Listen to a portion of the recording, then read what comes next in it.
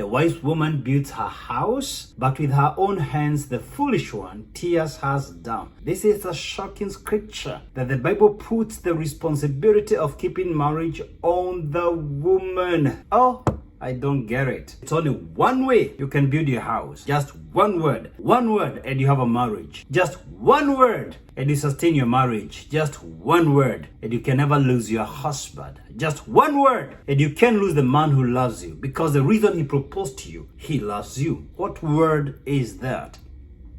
Respect, respect, respect. There is nothing more, nothing less. It's respect that builds a marriage. It's disrespect that tears down marriage. All that a man is craving for from his woman is respect. Technically and ideally speaking, respect should be a response to the man's love. Ideally, I shouldn't be teaching you how to respect a man. It should be a direct response of his love. That he loves you so much, you submit to his love. Unfortunately, we do not live in an ideal world. We live in a world where man is fallen, where every man has flaws and weaknesses, and many major weaknesses and faults. So because we don't live in an ideal situation where the man is supposed to love you the way God commands men, then God himself, not me, for you to keep your marriage, God commands you, respect your husband unconditionally.